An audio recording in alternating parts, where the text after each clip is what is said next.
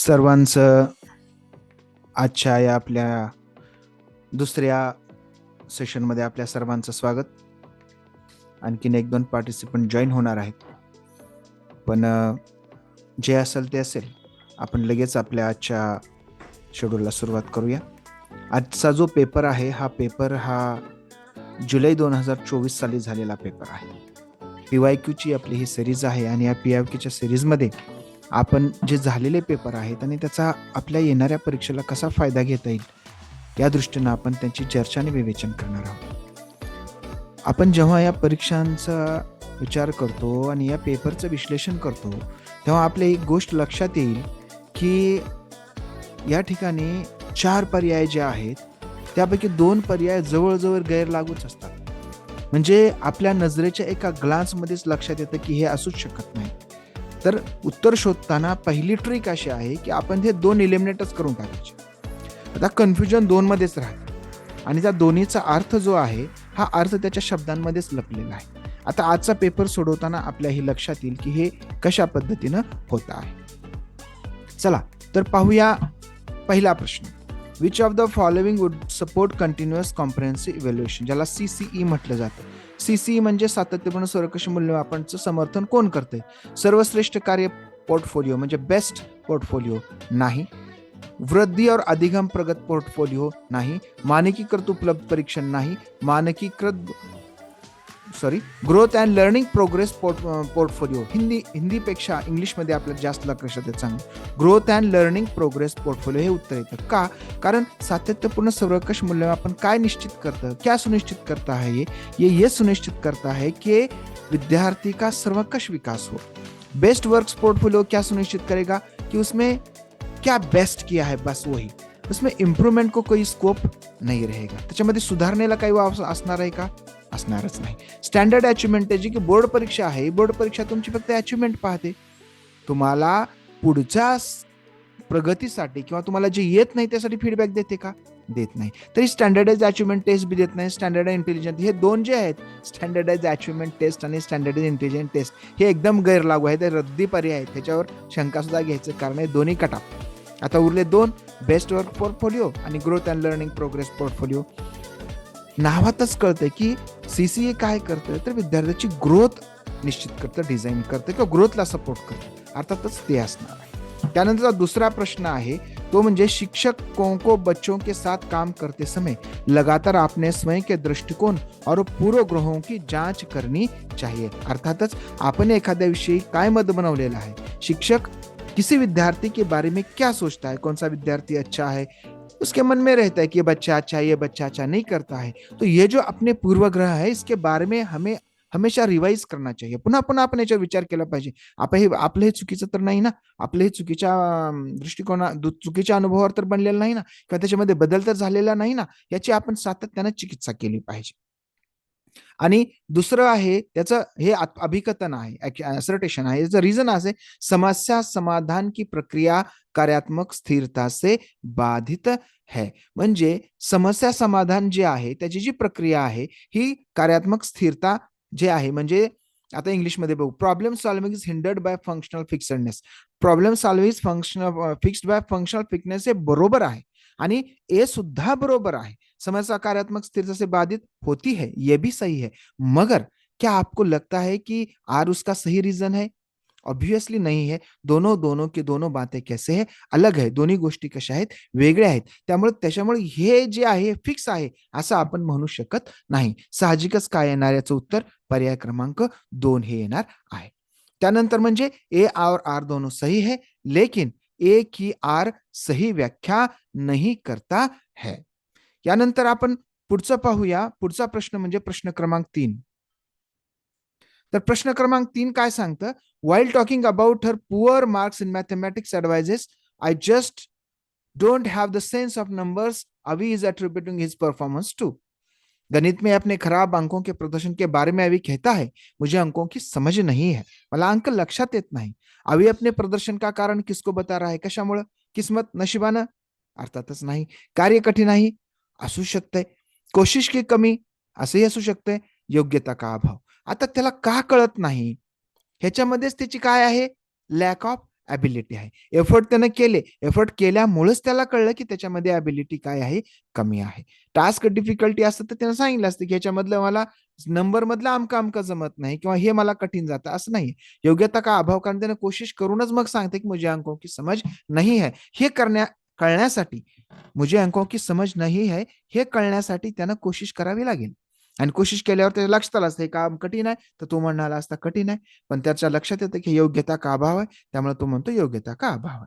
आता चौथा प्रश्न है, अकॉर्डिंग टू लेव वाइगोटस्की थ्योरी, लेव वाइगोटस्की के सिद्धांत के अनुसार छात्रों के सीखने के अनुभव को बेहतर बनाने के लिए निम्नलिखित में से कौन सा एक दृष्टिकोन अनुशंसित है, म्हणजे कोणता अप्रोच योग्य आहे, ऑप्टिमाइज आहे, कोणता अप्रोचनं काय होईल, विद्यार्थी जास्त चांगलं शिकतात, असं लेव वाइगोटस्कीचं मत आहे. तर नंबर 1 आपण पर्याय वाचूया, छात्रों को ऐसा काम प्रदान करना जो उसकी समझ के वर्तमान स्तर से पूरी तरह से असंबंधित हो, ऐसा तो नहीं होना चाहिए. फिर छात्रों के वर्तमान स्तर पर आधारित उनको उचित समर्थन और मार्गदर्शन के साथ काम प्रदान करना है. लेव वाइगोटस्कीचा आपला जो व्हिडिओ आहे त्याच्यामध्ये बघा शिक्षकानं कसं स्कॅफोल्डिंग करायचं, कसा आधार ढाचा द्यायचा हे आपण त्याच्यामध्ये सांगितलेलं आहे. मग त्याच्यावरून आपल्या हे लक्षात येतं की बाबा त्याच्या सोबत राहून त्याला मदत केली पाहिजे, हे असू शकते. त्यानंतर पर्याय क्रमांक 3, छात्रों को कोई सहायता नहीं देना, काहीच मदत नाही करायची. अर्थात हे तर एकदमच इनव्हॅलिड आहे. छात्रों को ऐसा काम प्रदान करना जिसे व्यक्तिगत रूप से प्रबंधित और पूरा कर सके. आता बघा कदाचित आपल्याला खरं वाटू शकतं, पण वायगोटस्कीचं काय मत आहे की शिक्षण हे कुठं होतं, शिक्षण हे वैयक्तिक होत नाही, शिक्षण हे समाजात होतं. ज्या वेगवेगळ्या आंतरक्रिया होतात ह्या आंतरक्रियाच्या माध्यमातून शिक्षण होत असतं. त्यामुळं वायगोटस्कीच्या मतानुसार हे गैरलागू आणि पर्याय क्रमांक 2 काय आहे याचं बरोबर उत्तर आहे. त्यानंतर 5वा प्रश्न आहे तो म्हणजे कि निम्नलिखित में से कौन सा कथन प्रगतिशील शिक्षा, प्रोग्रेसिव एजुकेशन में शिक्षक की भूमिका को अच्छा वर्णन करता है. प्रगतिशील शिक्षा म्हणजे प्रोग्रेसिव्ह एज्युकेशन, आपण प्रोग्रेसिव्ह एज्युकेशनचा सुद्धा व्हिडिओ केलेला आहे. शिक्षक ज्ञान का स्त्रोत है, नाही. ते जॉन लॉक मध्ये होतं की टबला रुसा किंवा आपल्या पारंपरिक काळामध्ये शिक्षक हे ज्ञानाचे कुंभ घेऊन येतात आणि ज्ञानाचं दान करतात, असला काही विचार आधुनिक काळामध्ये हा मान्य नाही. दुसरा आहे शिक्षक सुविधा प्रदाता के रूप में कार्य करता है, यानी फॅसिलिटेटर. ऑफकोर्स शिक्षक हा फॅसिलिटेटर आहे, नो डाऊट आहे. त्याच्यामुळे दुसरं काही कंपॅरिझनचा करण्याची गरज नाही. तरी पण बघू शिक्षक निर्धारित पाठ्यक्रम जो का त्यों म्हणलं की हे इनव्हॅलिड आहे प्रोग्रेसिव्ह एजुकेशनला. बच्चों को स्वतंत्र रूप से कार्य करने के लिए उसके हाल पर छोड़ देते हैं, यह भी गलत है भाई. अगर बच्चों उनको उनके हाल पर छोड़ना है तो आपकी जरूरत ही क्या है, आपको इतना पगार देके गवर्नमेंट क्यों रख रही है. हार्वर्ड गार्डनर की दी गई बुद्धि की अवधारणा का निहितार्थ है कि हार्वर्ड गार्डनर काय म्हणतात बघा, सभी लोग दुनिया को समान रूप में समझते और संसाधित करते हैं. असं कसं असेल बरं, सगळ्यांना हे जग कसं सारखं दिसल आणि सगळ्यांना सारखं कसं मिळेल. अलग अलग आयामों में लोग अलग अलग योग्यताएं होती है. बरोबर आहे, वेगवेगळे माणसं वेगवेगळी योग्यता. सचिन तेंदुलकर गाणार नाही, लता मंगेशकर क्रिकेट खेळणार नाही. बुद्धि का केवल एक ही आयाम होता है, बिल्कुल गलत, नो डाउट. बुद्धी केवळ प्रयोगात्मक अधिगम से संबंधित, दोन्ही एकदम गैरलागू आहे. पहिलं थोडंसं असू शकतं पण दुसरं एकदम परफेक्टली येते. आपण फक्त ते व्हिडिओ पाहिले पाहिजेत, व्हिडिओ पाहिले की आपल्याला हे समजून जातं. तर 7वा प्रश्न आहे, निम्नलिखित में से अवधारणा के निरूपण म्हणजे काय. अवधारणा का निरूपण, concept in representation of concept in accordance.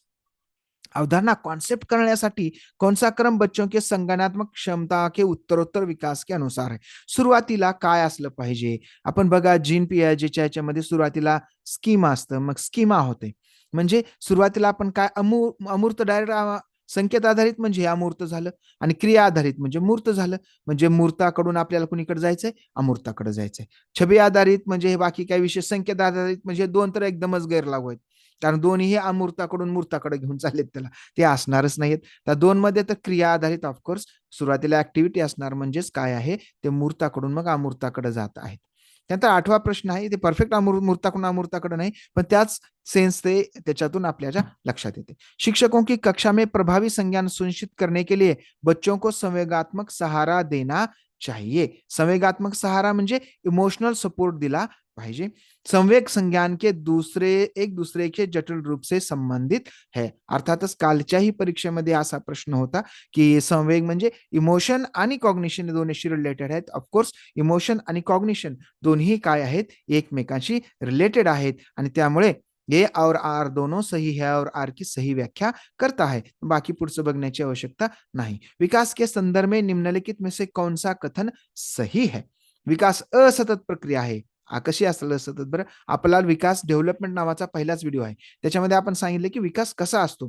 काल पण एक प्रश्न होता बघा, प्रॉक्सिडोमियल अपन सिफेडॉक्सियल म्हणजे शीर्ष से मस्तिष्क से पैर तक, सेंटर से बाजू तक, ये सब जो है हम कल डिस्कस करे थे.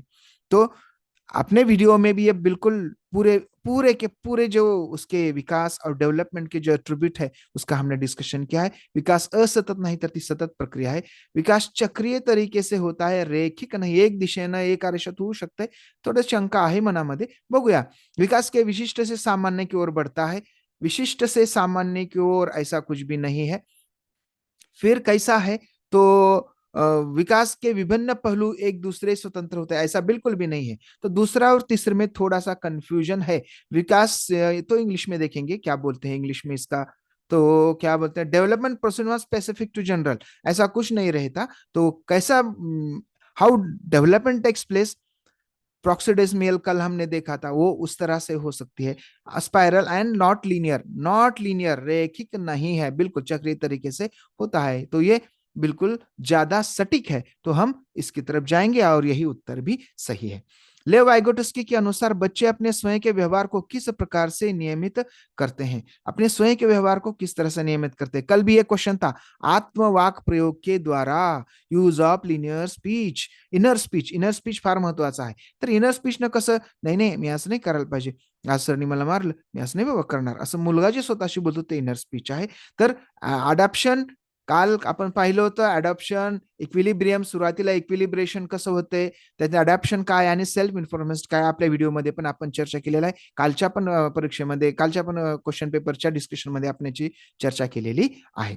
त्यानंतर कक्षा 5वीं के बच्चों को तैरने डूबने की अवधारणा को पढ़ाने के लिए संरचनावाद में दृढ़ विश्वास रखने वाले शिक्षकों द्वारा कौन सा शैक्षणिक दृष्टिकोन अपनाया जाएगा. व्याख्यान तर अजिबात असणार नाही आणि पॉवर पॉइंट व्याख्यान जवळपास सारखंच आहे. त्याच्यामुळं रचनावादी ह्या लोकांना भानगडीत पडत नाहीत. आता व्हिडिओ दिखाना ते पण त्याच टाइप मध्ये आहे. उरलं काय, निर्देशित खोज म्हणजेच गायडेड डिस्कवरी, म्हणजेच जे रचनावाद आहे, रचनावाद आहे जे समस्या आधारित शिक्षण ज्याला म्हणतात, प्रॉब्लेम बेस्ड लर्निंग आहे, तशाच पद्धतीचे हे काय आहे, गाइडेड डिस्कवरी आहे. त्यानंतर निम्नलिखित में से कौन सी सार्थक सीखने की एक प्रभावी स्मृती तकनीक नहीं है. नहीं है, not effective memory technique. Effective memory technique कोणती नाही. आता बघा, रटणे और दोहराव, आपल्याला तर असं वाटतं की जे पाठांतर केलं जाईल त्याच्यातूनच काय होतं, मेमोरायझेशन होतं. संकल्पना चित्र, कॉन्सेप्ट मॅपिंग, अर्थात हे मात्र आहे. नेमोनॅमिक्स आहे, स्मृती सहायक विद्या आहे, विस्तृत दोहराव आहे. मग कोणतं नाही, रटना व दोहराव. ही प्रभावी नाही, हे आहे पण प्रभावी नाही. याच्यापेक्षा ह्या 3 काय आहेत, जास्त प्रभावी आहेत. लक्षात ठेवा, याच्यामध्ये कुठलाही प्रश्न स्टँडर्डाइज, मानकीकृत, रटना, दोहराव, व्हिडिओ दिखाना, शिक्षक बोलना, बच्चे सिर्फ सुनना, हे सगळं निगेटिव्ह आहे. हे आलं की नाही नाही नाही म्हणून आपण डिक्लेअर करून टाकायचं. डोळ्याला जास्त डोकं लावत बसायची गरज नाही. ही बेसिक गोष्ट आहे. तर ह्या कॉन्सेप्ट अपन लक्षात घ्यायचे. निम्नलिखित में से कौन सा एक अच्छी तरह से तैयार किया गया आलोचनात्मक सोच वाले प्रश्न की विशेषता नहीं है. क्रिटिकल थिंकिंग क्वेश्चन नाही. बघा, क्रिटिकल थिंकिंग म्हणजे जो की विचाराला तुमच्या प्रेरणा देतो. यह खुला प्रश्न है और कई उत्तरों को प्रस्तुत करने की अनुमति देता है, असं आपल्याला वाटतंय. बघूया पुढे. यह मुख्य रूप से तथ्यात्मक जानकारी पर आधारित आहे, अजिबातच आहे असं आपल्याला वाटत नाही. आणि आपल्याला काय पाहिजे, हे पाहिजे का नाही पाहिजे, आपल्याला नाहीच पाहिजे, त्याच्यामुळे हे नाहीच आहे. पहिला है कई उत्तरों को प्रस्तुत करणे अनुवादित आहे. काल पहिलाच प्रश्न होता बघा, कॉन्व्हर्जंट थिंकिंग आणि डायव्हर्जंट थिंकिंग. म्हणजे डायव्हर्जंट थिंकिंग काय करतं, क्रिटिकल थिंकिंगला सपोर्ट करतं. त्यामुळे साहजिकच हे काय असणार आहे, पहिला आहे इसमें सूचना के विश्लेषण और मूल्यांकन की आवश्यकता होती है. बिलकुल, त्यालाच क्रिटिकल थिंकिंग म्हणतात ना. त्यानं जर इव्हॅल्युएशन नाही केलं, विश्लेषण अनालिसिस नाही केलं, तर त्याचं कसलं क्रिटिकल थिंकिंग डेव्हलप होणार आहे.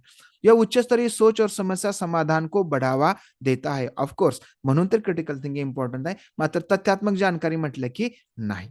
त्यानंतर पुढचा प्रश्न आहे, विविध सांस्कृतिक पृष्ठभूमि से छात्रों की जरूरतों को पूरा करने के लिए कक्षा शिक्षण को सांस्कृतिक रूप से उत्तरदायी होना चाहिए. ऑफकोर्स, का बघा, ते काय म्हणते, सांस्कृतिक पृष्ठभूमी, वेगवेगळ्या सांस्कृतिक पृष्ठभूमी, काही काही मुलं आपल्याकडे तांड्यावरची असू शकतात, काही मुलं शेतातली असू शकतात, काही कुठले अशी मुलं असू शकतात. तर आपण त्याच्याबाबत सांस्कृतिक उत्तरदायी असलं पाहिजे. कक्षा में समता केवल मानकीकृत पाठ्यचर्चा और आकलन के द्वारा सुनिश्चित की जा सकती है. असं काही आहे का बाबा, की जे पाहिजे स्टँडर्ड टेस्टनच हे सगळं होऊ शकतं? असं काहीही नाही. मग पहिलं बरोबर आहे आणि दुसरं चुकीचं आहे. एका एका ग्लासमध्येच आपल्या लक्षात आलं की पहिले आहे बरोबर आणि हे कसं आहे चुकीचं. त्यामुळे ए सही है और गलत है, बाकी चर्चा करने की जरूरत नहीं है. आता 15वां बघा, जागृति को पता चल गया है कि उसका कुत्ता रस्टी एक गोल्डन रिट्रीवर है. जब वह एक और कुत्ते को देखती है जो रस्टी जैसा दिखता है लेकिन अलग नस्ल का है, तो उस कुत्ते को भी वह कुत्ता समझती है. जीन पियाजे के संज्ञानात्मक विकास के अनुसार ये किस अवधारणा को प्रदर्शित करता है? इगोसेंट्रिझम आहे का, अहम केंद्रित आहे का? नाही. तिथं कुत्र्याला समजेल ना. कन्झर्वेशन म्हणजे तिनं कुठल्या तरी आपण विचार करू याच्याबद्दल. असिमिलेशन म्हणजे तिनं समजून घेतलंय का? तिनं ऑलरेडी समजून घेतलंय. कधी गोल्डन रिट्रीव्हर समजून घेताना. मग ऑब्जेक्ट परमनन्स म्हणजे वस्तू स्थायित्व, म्हणजे अशीच वस्तू दुसरीकडे दिसली की ती काय करते, त्याला कनेक्ट करते. ऑफकोर्स कन्झर्वेशन नसणार आहे, इथं काय आहे, ऑब्जेक्ट परमनन्स असणार आहे. त्यानंतर 16 प्रश्न आहे, heredity totally determine an individuals, म्हणजे अनुवंशिकता पूरी तरह से व्यक्ति का किसका निर्धारण करती है? सेक्स का निर्धारण करती है. ऑफकोर्स, क्योंकि लड़का हो या लड़की, ये तो हेरिडिटी से ही हो जाता है. कौन सा एक्स वाई क्रोमोसोम का हमने डिस्कशन किया है तो अनुवंश में, तो उसके आधार पर हम समझ सकते हैं सेक्स डिटरमाइन करते हैं, लेकिन जेंडर नहीं. जेंडर भी आपको लग सकता है, आपल्याला वाटू शकते जेंडर पण डिटरमाइन करते, असं आपल्याला वाटू शकते. थांबा, थोडा विचार करू आपण. अकॅडमिक सक्सेस करते, लर्निंग स्टाईल करू शकते, करते, असू शकते, करू शकते, करते. पण इथे एक शब्द आहे टोटली, म्हणजे पूर्णपणे त्याच्यावरच अवलंबून आहे. अकॅडमिक सक्सेस पूर्ण त्याच्यावर अवलंबून आहे का? नाही. वातावरणाचा आहे. लर्निंग स्टाईल पूर्ण त्याच्यावर अवलंबून आहे का? नाही. आता उरलं सेक्स आणि जेंडर. सेक्स ही बायोलॉजिकल कॉन्सेप्ट आहे. ऑब्व्हियसली ती हेरिडिटीनुसारच आपल्याला सेक्स डिटरमाइन केलं जातं. त्याच्यामध्ये वातावरणाचा वगैरे काही फरक पडत नाही. कुठल्याही वातावरणात जा, ते एक्स वाय क्रोमोझोम जे ज्याचं ज्याचं फर्टिलायझेशन मध्ये जे फर्टिलाइज होतील त्याच्यानुसारच ते गर्ल होणार आहे का बॉय होणार आहे डिसाईड होते. पण जेंडर जे आहे ना, जेंडर इज नॉट बायोलॉजिकल, म्हणजे सोशोलॉजिकल कॉन्सेप्ट. ही कशी सामाजिक संकल्पना आहे. जसं की स्त्रीवाद, स्त्रीवादी व्यक्ती, स्त्रीवादी विचार, हे जेंडर आहे, हे सेक्स नाही. त्यामुळे हे काय येतं, सेक्स येतं. त्यानंतर 17वां प्रश्न बघा, शिक्षकों को कक्षा में प्रश्न पूछने पर ध्यान देना चाहिए और निर्देश देने के बजाय उन्हें प्रश्न पूछने के लिए प्रोत्साहित करना चाहिए. ऑफकोर्स, शिक्षकांना हे लक्ष दिलं पाहिजे की लोकांना, विद्यार्थ्यांना हे करा, ते करा, असं करा, तसं करा म्हणण्यापेक्षा काय केलं पाहिजे, तर त्यांना प्रश्न विचारायला प्रोत्साहित केलं पाहिजे. कारण बाल केंद्रित शिक्षा शास्त्र का अर्थ है कक्षा में बच्चों की आवाज को महत्व देना और उसकी प्रतिभागियता को सुनिश्चित करना. ऑफकोर्स, हे काय आहे त्याचं कारण सुद्धा आहे. म्हणजे आणि आर दोन्ही एकदम परफेक्ट करेक्ट आहे, याच्यामध्ये कुठलीही शंका आपल्या मनामध्ये नाही. दोहराव और बारंबार किए जाने वाला व्यवहार किस विशिष्ट की पहचान है? Repetitive and ritualistic behaviour is identifying characteristic of. कशाचा आहे बघा, स्वलिन ऑटिझम आहे. म्हणजे एखादा लेकरू आहे, एखादा विद्यार्थी आहे, तो काय करतो, दोहराव करतो, पुन्हा पुन्हा तीच काका काका एकच शब्द पुन्हा पुन्हा पुन्हा पुन्हा बोलत राहतो आणि एकदा असे करत तेच हालचाली रोजच्या, त्या वेगळ्या हालचाली करत नाही. हे कशाचं आहे? तर बघा, इंग्रजीत बघू आपण, इंग्रजीत जास्त चांगलं आपल्या लक्षात येईल. ऑटिझमचा आहे. हो, ऑटिझम स्पेक्ट्रम डिसऑर्डरचं हे असू शकतं, किंबहुना याचं हे आहे. लर्निंग डिसेबिलिटी मध्ये असं आहे का? नाही. लर्निंग डिसेबिलिटी मध्ये तो बाकी सगळ्या गोष्टी चांगला करतो, खेळतो, मिळतो, उड्या मारतो, फक्त जे अभ्यास करायची गोष्ट आहे तिथं मात्र तो करत नाही. त्यामुळं हे याच्यामध्ये असणार नाही. Attention deficit hyper activity disorder, आता तो लक्ष देत नाही कारण फारच चंचल आहे तो. त्यामुळं तो ह्याच्यामध्ये हे असणार आहे का, चंचलमध्ये खूप हुशार आहे, त्याचं डोकं एवढं फास्ट चालतं की तो लक्ष देऊ शकत नाही. त्यामुळे त्याचं लक्ष न दिल्यामुळे तो अध्ययनामध्ये काय होतो, मागे पडतो. आणि सेरिब्रल पाल्सी जे आहे, सेरिब्रल पाल्सी हे शारीरिक आहे.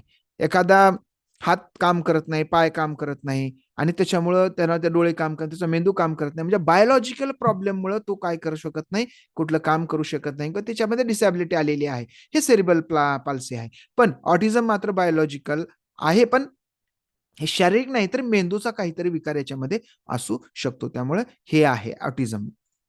याचा हे आपण एक व्हिडिओ केलेला आहे, CWSN इन्क्लुझिव्ह एज्युकेशनवर, आपण तो बघून घ्यावा. त्यानंतर 19वां प्रश्न, शिक्षक अधिगम विद्यार्थी में व्यस्त और सक्रिय रूप में शामिल महसूस करते हैं. Learners feels engaged and actively involve in the process of learning. बघा इंग्रजीत किती पटकन कळते. The process of learning when, त्यांना कधी इन्व्हॉल्व झाल्यासारखं वाटतं, तर activities are related to their context. Of course activity त्यांच्या कॉन्टेक्स्टची रिलेटेड असतात तर त्यांना ते चांगलं वाटतं, बरोबर. दुसरं, focus of learning is repetition memorisation. म्हणलं ना, हे रिपिटेशन मेमोरायझेशन म्हणलं की हे नकारात्मक आहे. त्याच्यानंतर सोशल इमोशनल नीड्स इग्नोर्ड, अजिबात नाही. The prior knowledge is discarded and negated, हे नाही. बहुतेक ही फुकट मार्क द्यायची सीटीईटीच्या प्रश्न करताची इच्छा आहे, कारण ती ना अजिबातच रिलेटेड नाही, त्यांनी एक परफेक्ट बसत आहे. त्यामुळं याचं किती येणार आहे, पर्याय क्रमांक उत्तर येणार आहे ते म्हणजे पर्याय क्रमांक 1 असणार आहे. त्यानंतर 20वां प्रश्न, आमतौर पर सीखने की अक्षमता, कठिनाई वाले बच्चों में, लर्निंग डिफिकल्टी असणाऱ्या मुलांमध्ये काय असतं, हॅव डिफिकल्टीज इन रीडिंग, पढ़ने में परेशानी होती है. ओके, अपनी भावनाओं को नियंत्रित करने में समस्या होती है. अक्षमता, बरं, लर्निंग डिफिकल्टी असलेल्या भावनाओं को नियंत्रित करने की समस्या होती है. एक जैसे दिसने वाले अक्षर और वर्ण को लेकर भ्रम होता है. ऑफ कोर्स, एक जैसे दिसने वाले अक्षर और वर्ण में भ्रम होता है. बीला डीन, डीला बी म्हणते. मानक, आणि हे नजर कमजोर असते का, नाही. शिकणे की क्षमता नाही, हे कसं आहे, डिसेबिलिटी आहे, पण कशाची आहे, विजुअल डिसेबिलिटी है. भावना इमोशनल है. मानक बुद्धि परेशानी के माध्यम से निदानित बहुत कम बुद्धि लब्धि होती है, ऐसा कुछ नहीं होता. म्हणजे व्हेरी लो IQ असला तरच त्याच्यामध्ये लर्निंग डिफिकल्टी असते असं नाही, तर त्याचा बुद्ध्यांक फार कमी असतो असं नाही. कमी असतो पण फार कमी असेलच असं नाही. मात्र एक जैसे दिखने वाले अक्षरों को लेकर भ्रम उसमें होता है. ऐसे बच्चे जिन्होंने बहुत कम उम्र से गंभीर मानव सामाजिक अनुभव किया है, म्हणजे कमी वयातच त्याला काहीतरी सामाजिक अडचणीचा त्याला सामना केलेला आहे. आमतौर पर उसके विकास में देरी या बाधा उत्पन्न होती है और पुनर्वास के बावजूद विकास में कुछ क्षेत्रों में सुधार अधीनस्थ होने की संभावना है. यह अवधि जिसमें विकास पर्यावरणीय समर्थ से महत्वपूर्ण रूप से प्रभावित होता है, उसे उसे डैश डैश कहलाती है. डिडक्टिव्ह पिरियड म्हणतात का, नाही. डिडक्शनचा आणि याचाही संबंध नाही. इंट्युइटिव्ह म्हणजे सहज काल, म्हणजे काहीतरी आपल्याला इंट्युशन म्हणणं असं नाही. नेटिव्ह पिरियड किंवा सेन्सिटिव्ह पिरियड, अर्थातच हा जो पिरियड असतो हा कसा असतो, सेन्सिटिव्ह पिरियड असतो. कारण काहीतरी त्याच्या जीवनामध्ये वाईट घडलंय, समजा एखादा व्यक्ती आहे ज्याच्या लहानपणी त्याच्या आई वडिलांचा खून त्याच्या डोळ्यासमोर झालेला असतो, तर अशा विद्यार्थ्यांमध्ये जो काही विकास आहे हा बाकीच्या विद्यार्थ्यांपेक्षा सर्व क्षेत्रामध्ये नाही तर काही क्षेत्रामध्ये कमी असण्याची शक्यता असते. आणि हा जो पिरियड आहे, हा पिरियडला काय म्हणतात, सेन्सिटिव्ह पिरियड असं म्हणतात. हिंदी बघा किती कन्फ्यूज करते, आणि इंग्लिशमध्ये सेन्सिटिव्ह पिरियड म्हणलं की पटकन आपल्या लक्षात येतं. विभिन्न जेंडर के व्यवहार के बारे में पूर्व कल्पित सामान्यीकरण क्या कहलाते हैं. प्री कन्सिव्ड जनरलायझेशन म्हणजे पहिले गृहित धरलेले about behaviour of various gender are called, त्याला काय म्हटलं जातं, मग जेंडर स्टिरियोटाइप म्हटलं जातं, gender discrimination, gender typing, gender identity. काल पण आपण असाच प्रश्न पाहिला होता, तर आणि हाच प्रश्न जवळजवळ होता, म्हणजे जेंडर स्टिरियोटाइप म्हणजे पोरीनी नाजूक असलं पाहिजे, पोरीनी उड्या मारायच्या नाही, पोरीनी जोरात पळायचं नाही, मुलांनी रडायचं नाही, मुलांनी गाणं गायचं नाही, हे अशा ज्या काही आहेत हे जेंडर स्टिरियोटाइप आहेत. त्याला म्हणजे जेंडर रूढीवादिता म्हणतात. जेंडर भेदभाव नाही हा, जेंडर प्रारूप पण आहे आणि पहचान पण नाही. आता 23वां प्रश्न बघू. इफ एन इन्क्लुसिव क्लासरूम, एक समावेशी कक्षा में क्या होता है, तर विशेष बच्चे हमेशा अपने पाठ्यचर्या पर काम करते हैं, ऐसा है क्या. देखो, सभी बच्चों की कक्षा की गतिविधियां तक पहुंच और कक्षा की क्रिया में शामिल है, हे असू शकते. कारण हा वर्ग कसा आहे, इन्क्लुझिव्ह आहे. विशेष बच्चों को जरूरतमंद और आश्रित रूप में देखा जाता है, असं कसं असेल बरं, अजिबातच नाही. सभी बच्चों को समान पाठ्यचर्या, बिल्कुलच नाही. हे दोन तर बिल्कुलच नाही. विशेष बच्चे अपने पाठ्यचर्या पर काम करते हैं, ऐसा कुछ नहीं है. सभी बच्चे काम करते हैं तभी ये शिक्षा समावेशी है, नहीं तो अगर सिर्फ विशेष बच्चे काम करते हैं तो ये विशेष शिक्षा हो जाएगी. ऑब्वियसली पर्याय क्रमांक 2. 24वां प्रश्न आहे, आलोचनात्मक सोच वाले प्रश्न पूछने का प्राथमिक उद्देश्य क्या है. काय उद्देश्य आहे क्रिटिकल थिंकिंगचे प्रश्न? छात्रों को प्रतिक्रियात्मक ज्ञान विकसित करने में सक्षम बनाना, इनेबल्स प्रोसीजरल नॉलेज, नाही, प्रोसीजर नॉलेज नाही. छात्रों को ज्ञान और समझ कौशल का आकलन कर छात्रों को ज्ञान और समझ कौशल का आकलन करने के लिए असू शकते. बरोबर आहे. त्याच्यानंतर उच्चस्तरीय सोच और समस्या समाधान, बरोबर. क्रिटिकल थिंकिंग म्हटलं की उच्च स्तरीय सोच आणि समाधान कौशल्य. छात्रों को जानकारी याद बिलकुल नाही, पहिलं आणि शेवटचं बिलकुल नाही. समज अंडरस्टँडिंग जे आहे ते क्रिटिकल थिंकिंग मध्ये येत नाही. अंडरस्टँडिंग मध्ये, क्रिटिकल थिंकिंग म्हणजे हाय लेवल असतं, त्यामुळे उच्च हाय लेवल थिंकिंग आणि समस्या समाधान म्हणजे प्रॉब्लेम सॉल्विंगला ते काय करतं, लक्ष देतं. त्यानंतर पुढचा प्रश्न, सामाजिक रचनावादियों के अनुसार अधिगम की प्रक्रिया के बारे में निम्नलिखित में से कौन सा कथन सही है. कौन सी अधिगम प्रक्रिया? अधिगम एक व्यक्तिवादी प्रक्रिया है जो अलगाव में होता है, बिल्कुल गलत है. अधिगम केवल कक्षा या औपचारिक शैक्षिक विन्यास में होता है, क्यों, बाहर नहीं होता क्या, बाहर भी होता है. अधिगम एक निष्क्रिय प्रक्रिया है, ऐसा बिल्कुल भी नहीं है. ये निष्क्रिय है तो ये ऑप्शन भी बिल्कुल निष्क्रिय है. अधिगम अर्थ निर्माण की एक सामाजिक प्रक्रिया है. ऑब्वियसली सिंपल है, इसको थोड़ा कॉमन सेंस से हम सॉल्व कर सकते हैं. सभी सा प्रश्न, जबकि कुछ बच्चे 12 महीने की उम्र में बड़बड़ाना, 2 शब्दों का वाक्य बोलना शुरू कर देते हैं, अन्य 20 महीने तक उम्र तक ऐसा नहीं करते हैं. ओके, हो सकता है, होता है ऐसा. विकासात्मक प्रतिमान केवळ सांकेतिक आहे, व्यक्तिगत बच्चों का विकास काफी भिन्न होता है. म्हणजे विकासाच्या ज्या थेअरी आहेत त्या सांकेतिक आहेत, त्यामुळे हे जे आहे हे असं असू शकतं. विद्यार्थ्याचा विकास वेगळा असतो, हे आपल्याला माहिती आहे. आपला डेव्हलपमेंट नावाचा जो व्हिडिओ आहे तो बघा, तुम्हाला हे लक्षात येईल. त्याचाच अर्थ ए आणि आर दोन्ही सही है और ये उसका सही कारण है. बच्चों की लंबाई और वजन में वृद्धि का किसका उदाहरण है? Height end growth, quantitative change, change in affective domain, बिलकुलच नाही. चेंज इन कॉग्नेटिव्ह डोमेन, 3 आणि 4 बिलकुलच गलत, अजिबात ह्याच्या जवळपास पण नाही. तर दोनच उरले, मात्रात्मक परिवर्तन आणि गुणात्मक परिवर्तन. मात्रात्मक म्हणजेच क्वांटिटेटिव्ह म्हणजे विच इज मेजरेबल, वजन उंची मोजू शकतो आपण विद्यार्थ्याची, बरोबर आहे. मग त्यामुळे ही झाली वाढ, आणि हे कसली कसली वाढ आहे, कसला बदल आहे, क्वांटिटेटिव्ह आहे. क्वालिटेटिव्ह चेंज म्हणजे विकास, त्याची समज वाढली, त्याला जास्त चांगलं समजायला लागलं. ह्याला काही मोजता येत नाही मोजपट्टी लावून.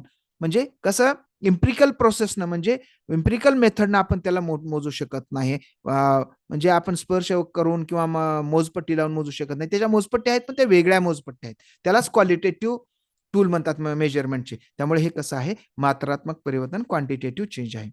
हेंज की दुविधा को पेश किए जाने पर अरुणिमा तर्क देती है, कानून इन परिस्थितियों के लिए स्थापित नहीं किया गया था. इस स्थिति में दवा लेना वास्तव में सही नहीं है लेकिन उचित है. याच्यासाठी कायदा नाही, कुठली तरी परिस्थिती आहे, तिच्या मनात द्विधा आहे की बाबा काय करायचं आपल्याला. एका बाजूने औषध तर द्यायचं आहे, पण औषध हे कसं आहे, बॅन केलेलं आहे. मग आता काय करायचं. ती म्हणते की हा कायदा जो आहे ना, हा कायदा कशासाठी आहे, तर हा कायदा चुकीचं औषध देऊ नये म्हणून आहे, परंतु आजच्या परिस्थितीमध्ये जरी हे बेकायदेशीर असलं तरी हे बरोबर आहे. म्हणजे एका बाजूला ते बेकायदेशीर आहे हे मान्य करते, पण ती काय म्हणते, हे नैतिकदृष्ट्या बरोबर आहे, कारण औषध दिल्यामुळे काय होणार आहे, त्याचा जीव वाचणार आहे. सामाजिक सरोकार और सोशल कन्सर्न और कॉन्साइज हे अजिबात असणार नाही. इन्स्ट्रुमेंटल पर्पज अँड एक्सचेंज हे पण नाही आहे. मग आता मॉरॅलिटी कॉन्ट्रास्ट आहे, तिच्या मनामध्ये मॉरॅलिटीचा कॉन्ट्रास्ट झालाय.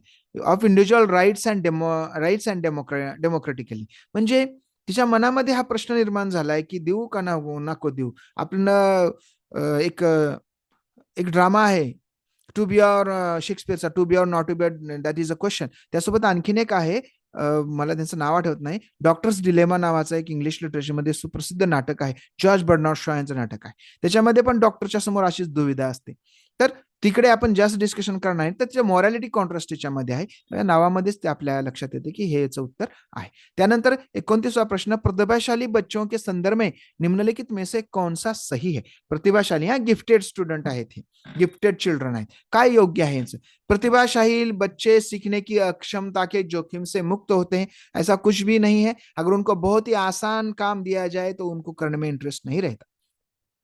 जोखिम से मुक्त होते हैं लेकिन ये पूरी तरह से सही नहीं है. प्रतिभाशाली बच्चे निश्चित रूप से शैक्षणिक, सामाजिक, भावात्मक सभी क्षेत्रों में उत्कृष्टता प्राप्त करते हैं. निश्चित रूप से करते हैं. अगर उनको अच्छा परिवेश ना मिले तो, अच्छे शिक्षक ना मिले तो, अच्छे अध्ययन अनुभव ना मिले तो, आईक्यू वाला बच्चा कोई डॉन डाकू भी बन सकता है, वहीं उसमें भी वो एक्सेल कर सकता है, तो उत्कृष्टता प्राप्त करते, ऐसा नहीं है.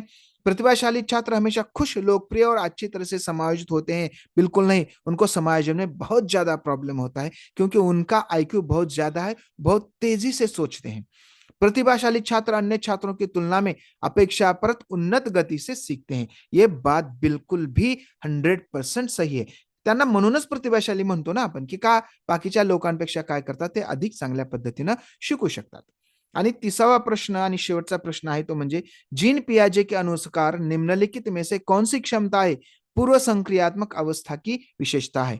पूर्व संक्रियात्मक म्हणजे प्री ऑपरेशनल स्टेज. आपण जीन पियाजेवर व्हिडिओ केला, आपण तो बघा, आपल्या लक्षात येईल या प्रश्नाचं उत्तर. आणि जर पाहिला असेल एका मिनिटात आपल्याला कळून जाईल. क्लासिफिकेशन अँड सेरिएशन, बरोबर आहे. त्याच्यानंतर कन्झर्वेशन अँड ऍब्स्ट्रॅक्ट थिंकिंग. आता बघा, प्री ऑप्शनल मध्येच ऍब्स्ट्रॅक्ट थिंकिंग येईल का त्याच्यामध्ये?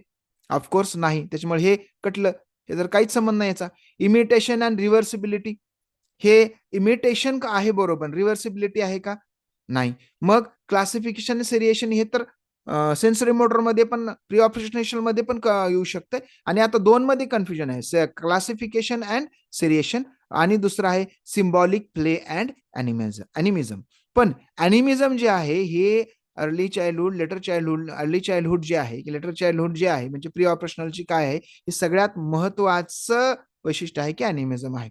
क्लासिफिकेशन करू शकते, पण सेरिएशन पण मागचं पुढचं माग केलं तर त्याला प्रॉब्लेम येऊ शकतो. आपण बघा, विद्यार्थी बघा, डावा उजवा कवायत शिकवताना पहिली दुसरीचे विद्यार्थी काय होतात, चुकतात. म्हणजे त्या वयातले जे विद्यार्थी आहेत प्री ऑपरेशनलच्या स्टेजच्या, हे डावा उजवा करण्यामध्ये चुकतात. क्लासिफिकेशन सेरिएशन करण्यामध्ये काय होतं, त्यांच्याकडून चूक होते. त्यामुळं सिम्बॉलिक प्ले आणि अॅनिमिझम मात्र ते करतात, आणि हे काय होतं, याचं उत्तर परफेक्ट येतं. अशा पद्धतीनं आजचा व्हिडिओ आपण या ठिकाणी थांबवत आहोत. त्यापूर्वी आपण जो काही डिस्कशन केलं त्याच्याविषयी थोडीशी आपण चर्चा करू.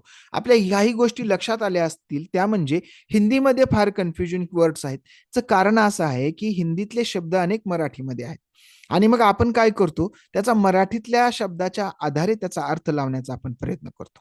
वास्तविक पाहता असं केल्यामुळं काय होतं, आपण कन्फ्यूज होतो. आपण थोडेही कन्फ्यूज झाले की लगेच त्याच्यातले कीवर्ड काय करायचे, आपण इंग्लिशमध्ये बघायचे.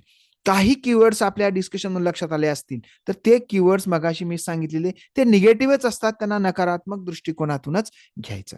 आणि पुन्हा पुन्हा मी तुम्हाला सांगतो की आपण हे जे आपले जे 16-17 व्हिडिओ आहेत, ते 16-17 व्हिडिओ बघा.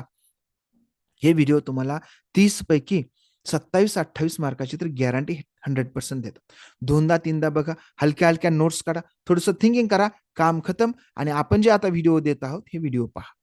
हे व्हिडिओ तुम्हाला, मानसशास्त्राचे आपले व्हिडिओ तुम्हाला, हेच नाही तर जे पेडागॉजी आहे, त्या विषयाची अध्यापन पद्धती आहे, तिथेही 15 पैकी 5-7 मार्काची गॅरंटी ह्या विषयातून आपल्याला मिळू शकते. तर आपण याचा फायदा घ्या. आपला हा जो उपक्रम आहे, हा आपण कुठलाही प्रोफेशनल दृष्टिकोन न ठेवता केवळ एक सोशल वर्क म्हणून आपण करत आहोत. तर जास्तीत जास्त लोकांपर्यंत पोहोचवा.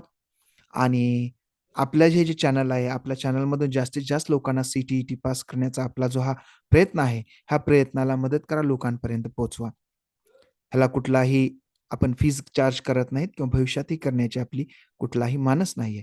त्यामुळे शिका, आणि ज्ञान देने से बढ़ता है.